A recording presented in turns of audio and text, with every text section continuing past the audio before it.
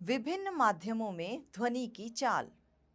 ध्वनि की चाल उस माध्यम के गुणों पर निर्भर करती है जिसमें ये संचरित होती है। ध्वनि की चाल ठोसों में द्रवों और गैसों से अधिक होती है। जैसे एल्यूमीनियम में ध्वनि की चाल 6420 मीटर पर सेकंड है। समुद्री जल में 1531 मीटर पर सेकंड और हाइड्रोजन में 1284 मीटर पर सेकंड होती है।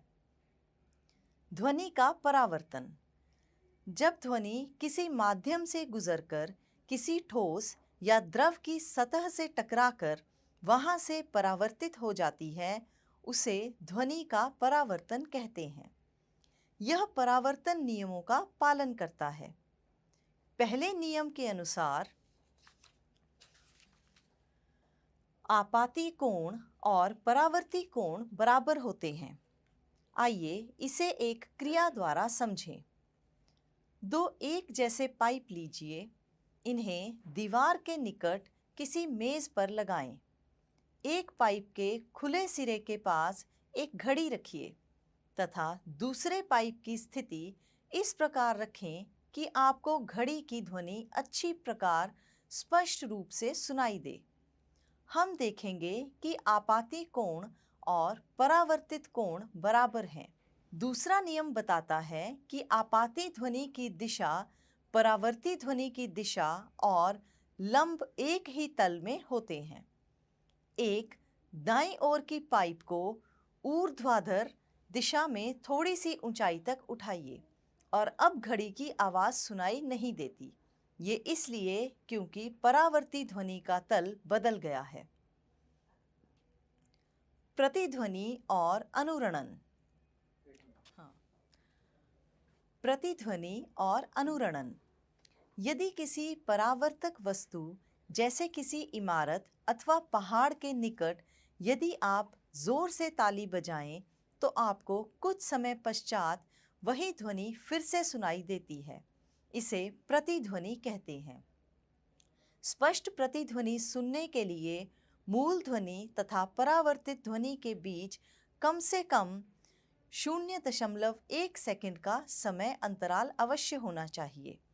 यदि ध्वनि की चाल 344 मीटर पर सेकंड है तो ध्वनि द्वारा 0.1 सेकंड में 34.4 मीटर की दूरी तय की गई है।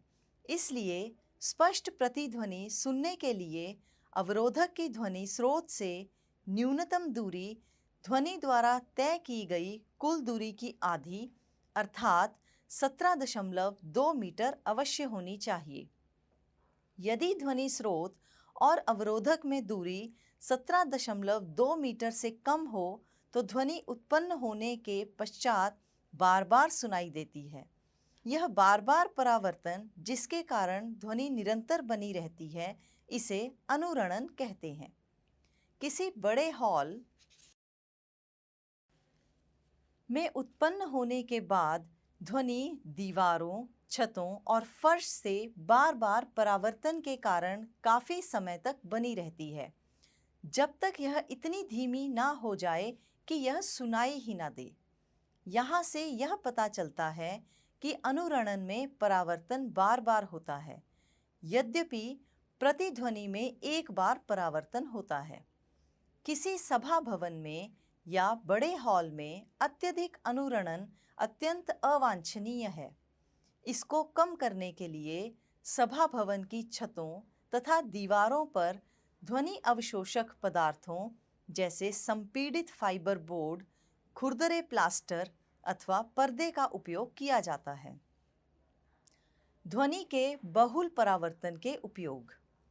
स्टेथोस्कोप में रोगी के हृदय की धड़कन की ध्वनि बार बार परावर्तन के कारण डॉक्टर के कानों तक पहुंचती है।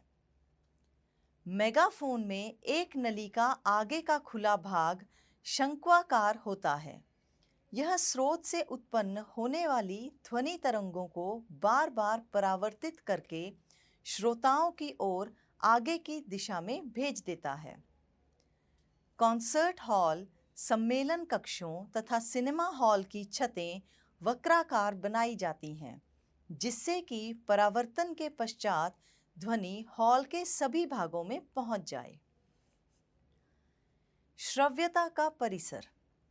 मनुष्यों में ध्वनि की श्रव्यता का परिसर लगभग 20 हर्ट्ज से लेकर 20,000 हर्ट्ज तक होता है। 20 हर्ट्ज से कम आवृत्ति की ध्वनियों को अवश्रव्य ध्वनि कहते हैं। 20,000 हर्ट्ज या 20 किलो हर्ट्ज से अधिक आवृत्ति की ध्वनियों को पराश्रव्य ध्वनि या पराध्वनि कहते हैं।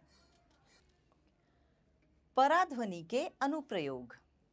उद्योगों तथा चिकित्सा के क्षेत्र में पराध्वनियों का बड़े स्तर पर उपयोग किया जाता है। पराध्वनियां अवरोधों की उपस्थिति में भी एक निश्चित पथ पर गमन करती रहती हैं। डॉक्टरों द्वारा अल्ट्रासोनोग्राफी का उपयोग गर्भकाल में भ्रूण की जांच तथा उसके जन्मजात दोषों तथा उसकी वृद्धि की अनियमितताओं का पता लगाने में किया जाता है। पराध्वनि तरंगों का उपयोग धातु के ब्लॉकों में दरारों तथा अन्य दोषों का पता लगाने के लिए किया जाता है। पराध्वनि तरंगें धातु के ब्लॉक से गुजारी जाती हैं और प्रेषित तरंगों का पता लगाने के लिए संसूचकों का उपयोग किया जाता है। पराध्वनि तरंगें परावर्तित हो जाती हैं जो दोष की उपस्थिति को दर्शाती हैं। पराध्वनि का उपयोग इकोकार्डियोग्राफी में भी किया जाता है। पराध्वनि तरंगों को हृदय के विभिन्न भागों से परावर्तित कराकर हृदय का प्रतिबिंब बनाया जाता है। पराध्वनि का उपयोग गुर्दे की छोटी पथरी को बारीक कणों में तोड़ने के लिए भी किया जा सकता है।